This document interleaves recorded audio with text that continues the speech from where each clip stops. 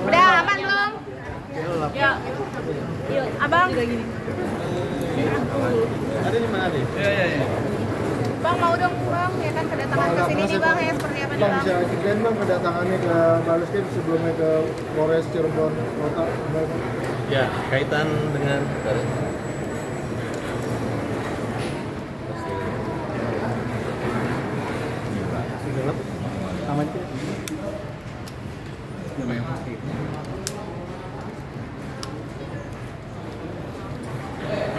Oke, hari ini Rabu 19 Juni kita setelah menindaklanjuti arahan dari Polres Cirebon itu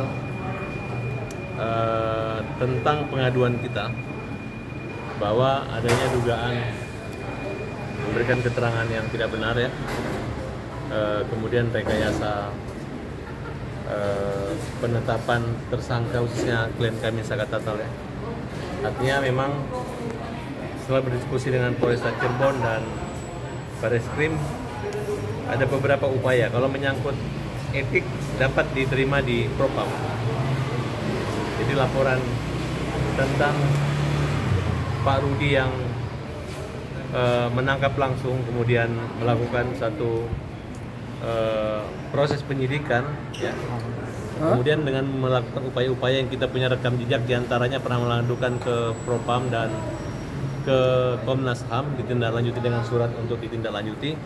Oleh karena ini selama ini belum ada tindak lanjutan, kami meminta kepada Barreskrim ya, walaupun dari hasil di Barreskrim saat ini mengatakan adanya 2 provinsi wilayah lokus yang berbeda, mungkin akan diarahkan ke Polda Jawa Barat.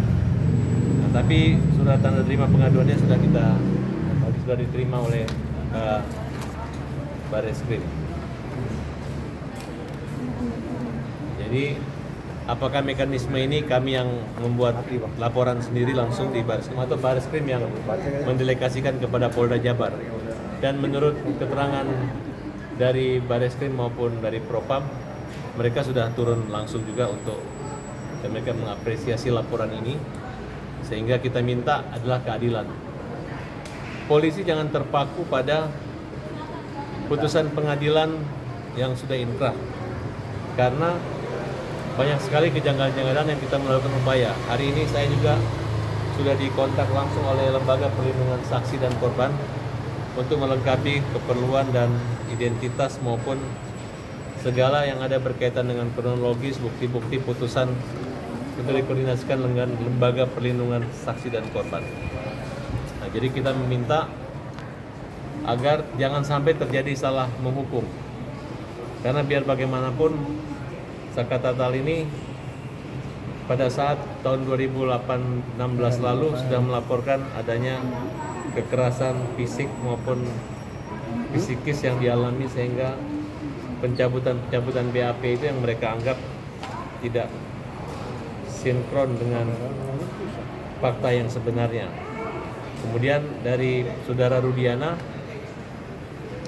yang mana arahan-arahan BAP termasuk Liga Akbar itu, mereka sudah mencabut kesaksian-kesaksian itu. Nah, kemudian dalam waktu dekat ini juga kita akan melakukan upaya peninjauan kembali. Nah, di mana salah satu yang kita butuhkan adalah adanya laporan-laporan terhadap orang-orang yang mencabut laporan itu. Sebaiknya pihak Barreskrim maupun Polda maupun Polresta untuk menindaklanjuti. Nah, kalau dianggap perintangan bagi kita, yang merintangin penyidikan adalah pihak-pihak penyidik yang tidak profesional membuktikan adanya CCTV, kemudian membaca visum maupun hasil otopsi.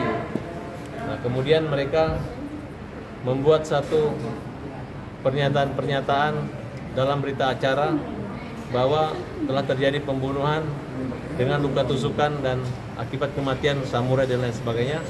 Ternyata dalam visum itu tidak ada luka atau tusukan. Ternyata hanya benturan dan lebam yang awalnya memang diduga adalah karena kecelakaan, tapi ternyata bukan kecelakaan. Itu menurut versi mereka, sehingga orang-orang yang tidak bersalah, sebagian tidak bersalah inilah yang merasa sakit atau keberatan, sehingga kita perlu meluruskan kembali bahwa bagaimana mengajak pihak kepolisian untuk mencermati lagi bagaimana tuntutan dakwaan jaksa, kemudian bagaimana pertimbangan majelis hakim. Kita lihat apakah pantas seorang Sakatatal yang memang sudah menjalani hukuman ini untuk mendapat perlakuan seperti itu. Ya memang saya lihat ada beberapa kejanggalan di dalam putusan-putusan hakim yang kita akan tuangkan dalam memori PK nanti. Ya mudah-mudahan Sakatatal akan mendapat keadilan, dan itu kan awal dari PK kita itu akan membuat titik terang buat terungkapnya. Walaupun mereka pernah dihukum, tapi minimal pihak polisi maupun jaksa hakim tidak pernah terjadi salah tangkap atau salah orang dalam perkara ini. Yang kami bukan menjarakan Rudiana, tapi bisa meletakkan kembali bahwa kan Rudiana ini kan korban, jadi jangan salah mengerti. Tapi jangan sampai kesalahan dia yang tidak bisa dikoreksi dulu membuat ketidakadilan ini terus hidup. Ya kalau memang mereka pembunuhnya mungkin udah pantas mendapat hukuman sebesar itu. Tapi kalau bukan mereka yang membunuh, ya berarti masih ada waktu untuk mengungkap kembali melalui CCTV atau orang-orang yang dicurigai, atau orang-orang mungkin yang DPO itu, mungkin saya nggak tahu DPO itu. Saya yakin Rudiana ketika menetapkan DPO itu dia sudah pernah tahu KTP maupun rumah orang itu gitu. Jangan seenaknya dimengatakan bahwa itu hanya fiktif. Kalau para DPO ini sudah meninggal atau pernah dilakukan satu tindakan apalah istilahnya, ya harus terus terang. Karena biar bagaimanapun perubahan pencabutan saksi ini akan merubah kronologis peristiwa pidana yang terjadi pada saat itu. Dan memang sangat aneh apabila orang-orang yang begitu yakinnya hakim bahwa DPO itu adalah pelakunya, tapi tiba-tiba DPO itu dianggap adalah fiktif. Berarti ada kejanggalan dan harus ditinjau kembali, dan bagaimana mereka dibebaskan kembali dalam perkara ini. Bang, sendiri kan